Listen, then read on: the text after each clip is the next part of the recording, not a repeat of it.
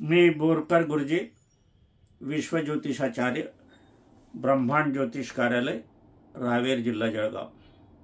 ब्रह्मांड ज्योतिष कार्यालयाची कुठेही शाखा नाही।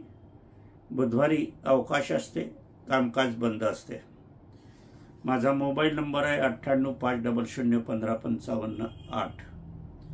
मोबाईल नंबर पुन्हा लक्षात ठेवा, 9850015558। माझ्याशी संपर्क साधण्यासाठी हाच नंबर आपण वापरायचा आहे। हाच माझा व्हॉट्सअप नंबर पण आहे। प्रत्यक्ष भेटायचं असेल तर अगोदर मोबाईल करून यावं। बुधवारी कामकाज बंद असते, ऑफिस बंद असते, कार्यालय बंद असते। रावेरमध्ये आल्यावर बोरकर अलंकार बोरकर ज्वेलर्स आणि विक्रम बोरकर ज्वेलर्स यांच्या शोरूमच्या आतमध्ये जाऊन माझी चौकशी करू शकतात। त्यांना सांगायचं की आम्हाला बाबाला भेटायचं आहे, ते माझ्याकडे तुम्हाला आणून पोचवतील। तसं पाहिलं तर लक्ष्मीनारायण मंदिराची मागची बाजू म्हणजे माझं कार्यालय आहे। बोरकर गुरुजी म्हणून आहे आणि ब्रह्मांड ज्योतिष खाली लिहिलेलं आहे। आजचा विषय ज्योतिषशास्त्राला अनुसरूनच आहे, गंभीर विषय आहे आज। आणि मी हा विषय दुःखद अंतःकरणाने मला घ्यावा लागतो आहे, हे एक आहे, कारण घटना तशीच घडलेली आहे। कार्यक्रम सुरू होण्याच्या पूर्वी माझी पत्नी स्वर्गीय सौ निर्मलाबाई बोरकर यांना अभिवादन करूया आणि आजच्या कार्याला सुरुवात करूया। मागच्या ऑगस्ट जुलैच्या अखेरमध्ये माझ्याकडे दाम्पत्य आलं होतं। ते दाम्पत्य आलं असताना त्यांचा विवाह हा शास्त्रसंमत नव्हता आणि दोघांमध्ये क्रॉस योग झालेला होता। त्याच्यामध्ये मंगळ बुधाचा योग होता, शनी मंगळाचा योग होता, शनी रवीचा योग होता। हे सगळे कुयोग आलेले होते आणि ग्रहण योगाची पत्रिका होती। त्याच्यात चांडाळ योग प्रखर झाला होता आणि अष्टमस्थानी 4 ग्रह विद्यमान होते। रवी शनी कुयोग होता, मंगळ बुधाचा योग होता, मंगळ स्वराशीचा बलाढ्य होता। ही अपघात भयाची मृत्यूदायक घटना होती, त्यांना मी सांगितलं होतं। परंतु त्यांना त्यांच्या गुरुजींनी जे सांगितलं होतं त्यामुळे त्यांनी तो विवाह केला होता आणि त्यांचे गुरुजी असल्यामुळे साहजिकच त्यांचा विश्वास त्यांच्यावरच होता। ते काही चुकीचं होतं असं नाही, परंतु जाणकार ज्योतिषीच लागतो या ठिकाणी। कारण मी त्यांना सांगितलं होतं की हा योग अपघात भयाचा योग आहे, प्रचंड अपघात होईल, याच्यामध्ये मृत्यूसुद्धा येण्याची संभावना आहे। आणि आज मात्र दोघांचं निधन झालेलं आहे। अशा योगात असताना हा कुयोग, त्याच्यामध्ये बुध आला होता। तर बुध हा आले असताना मला दुसऱ्याने सांगितलं होतं की यांची बुद्धी कमी असेल, फक्त एवढंच होईल म्हणून, बाकी असं नाही होणार। म्हटलं नाही, माझं निदान आहे की डोक्यावर आघात होणे, मेंदूवर जबरदस्त फटका बसणे, मार लागणे। आणि तसंच झालं। 2 व्हीलरवर गेले होते, गाडी घसरली आणि बाजूचा जो मैलाचा दगड असतो त्याच्यावर डोकं आपटलं आणि खलास। थोड्या कालांतराने पत्नी पण मृत झाली। तर असे योग बघत असताना मला कुंडलीमध्ये हे सर्वांना सांगायचं आहे की तुम्ही सिर सलामत तो पगडी 50 असं आपण म्हणतो, ते खरं आहे। तर आपण आपलं जीवन आयुष्य काय आहे हे बघून घ्यायला हवं। जीवन आयुष्य आपल्याला अपूर्ण असेल तर आपल्याला जे काही कार्य करायचं आहे ते पूर्ण करून घ्यावं। काही वेळेला करिअर करायच्या निमित्ताने किंवा हौसेमौजेच्या फिरण्याच्या निमित्ताने संतती उशिरा करतात पुष्कळशी नवीन दाम्पत्य। आणि मग असा योग आला तर काय कराल, पुढे प्रश्नचिन्ह निर्माण होईल। आणि आता वर्तमान स्थितीत 1 किंवा 2च अपत्य असतात। आणि आपण जर वर्तमानपत्र चाललं आणि त्याच्यात जर मृत्यूच्या घटना पाहिल्या तर ज्यांचा 1 अपत्य आहे त्यांनाच धोके जास्त आपण बघितलं आहे। हा अनुभव आहे सर्वांचा। तुम्ही आजही वर्तमानपत्र चाळा, मृत्यूच्या बातम्या वाचा, त्याच्यात काय आहे। कोट्याला तर शिक्षणासाठी मुलं जाताना आत्महत्या करतात, किती विदारक प्रश्न आहे हा। शेतकरी कर्जाच्या पायी, संकटाच्या पायी आत्महत्या, किती कठीण प्रसंग आहे हा। त्या कुटुंबावर कसं बीतत असेल याचा विचार आपण करायला हवा। आपला मोठा कारभार आहे, काही आहे, आणि मग जर वंशच राहिला नाही तर कसं काय होईल, हाही एक प्रश्न विचार आहे। असा योग असत असताना आपल्याला हे मात्र ज्योतिषशास्त्र तुम्हाला पाहायला मिळेल।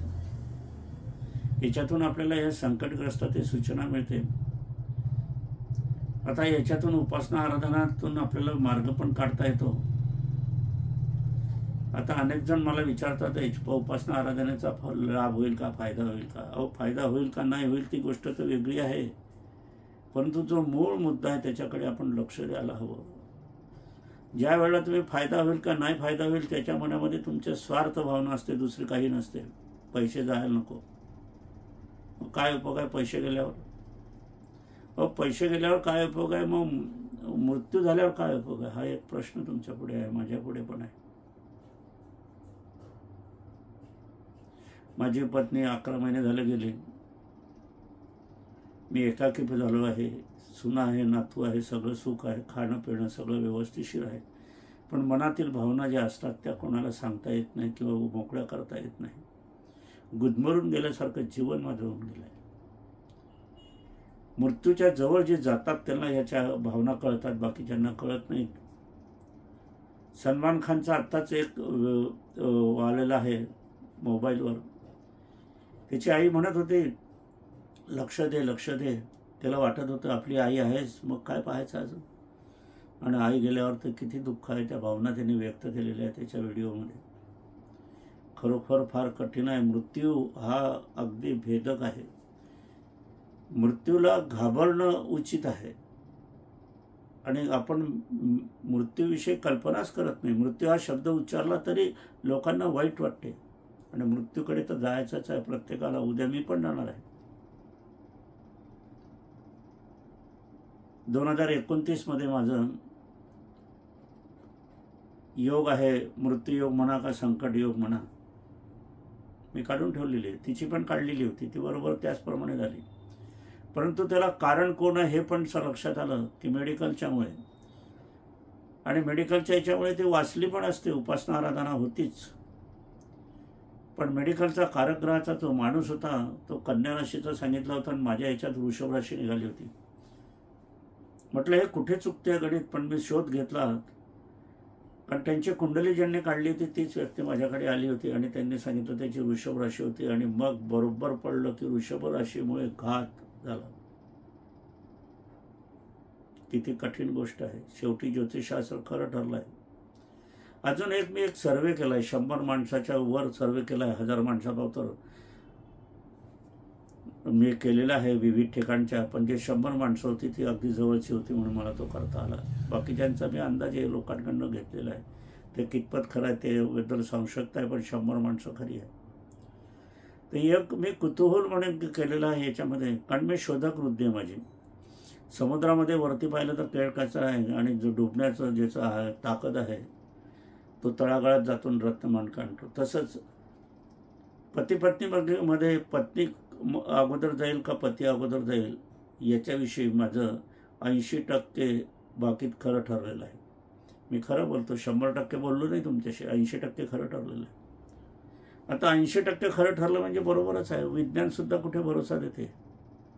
औषध पाणी करता तरी मृत्यू होतो, अचानक हार्ट अटॅक येतो. एखाद्या ट्रीटमेंट चुकते, जशी माझ्या पत्नीची ट्रीटमेंट चुकली का चुकवली गेली हा एक प्रश्न आलाही आहे. म्हणून ज्योतिषशास्त्र हे पक्क शास्त्र आहे, लक्षात घ्या. तर आपल्याला अगोदर समजलं की पत्नी मरेल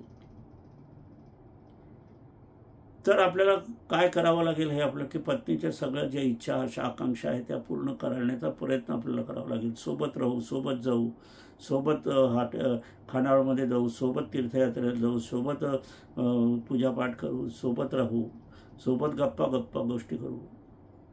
पती मरत असेल तर पत्नीसुद्धा तसंच करेल की नाही बा पतीच्या मागे मला कसं होईल, सुना वागवतील की नाही, मुलं वागवतील की नाही, हाही एक प्रश्न असतो. पुरुषाने पत्नीच्या नावावर इस्टेट ठेवली, संपत्ती ठेवली, बँक बॅलन्स ठेवला तरी काही उपयोग होत नसतो. कारण ते काही कुठे जाऊ शकत नाही. ते हॉटेलमध्ये जाणार नाही, एकटे फिरायला जाणार नाही, एकटे प्रवास करू शकणार नाही. शेवटी मुलांवर सुनावरच अवलंबून राहावं लागते.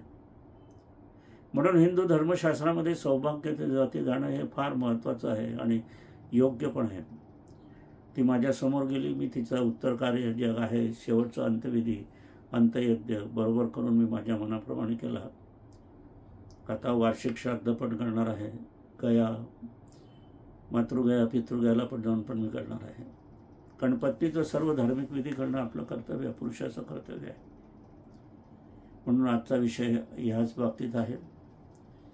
याच्याविषयी कोणाला काही विचारायचं असेल तर आपण विचारू शकता. नवीन कार्य मला काही विषय तुम्ही सुचवू शकता, त्याच्यानुसार मी मार्गदर्शन करेन. ज्यांना माझे व्हिडिओ आवडतात, माझे विचार आवडतात, पसंत पडतात, त्यांनी इतरांना हे शेअर करावं. म्हणजे तेही त्यांना पण विचाराचं ज्ञान मिळेल, त्यांना पण समस्याचं निवारण मिळेल आणि तुम्हाला पण त्याच्यात हातभार, पुण्याचा हातभार लावल्याचं भाग्य पण मिळेल. न कळत हे पुण्यलाभाचा हा योग आलेला आहे. मी पण करतो आहोत. आज सुट्टीचा दिवस असल्यावरही मी आज मला फोन आला म्हणून मला हे करावं लागलं. कारण मग आपल्याला इथे खरं कर्तव्य करत असताना आपल्याला जेवत असताना तो घास टाकून आपण कर्तव्य केलं तरी ते पुण्यप्रत होते आणि ते लाभते. म्हणूनच आजचा विषय इथे समापन करूया. मी बोरकर गुरुजी विश्वज्योतिषाचार्य 9850051555. माझी पत्नी स्वर्गीय सौ निर्मलाबाई बोरकर यांना अभिवादन करूया. हा माझ्या पत्नीचा फोटो आहे. 40 बाय 40 इंचाचा हा फोटो मी माझ्या कार्यालयाच्या मागे लावलेला आहे. पुष्कळसं जण पत्नीचा फोटो अजिबात लावत नाही, वडिलांचेच लावतात. पण पत्नी ही आपली सहभागिनी असते, अर्धांगिनी असते आणि ती सौभाग्य असते. ती सौभाग्य घेऊन गेली म्हणजे मी अभागी झालो. असू द्या, जे आहे ते आहे. पुनश्च माझी पत्नी स्वर्गीय निर्मलाबाई बोरकर यांना अभिवादन करूया. नमस्कार. पुढच्या कार्यात भेटूया.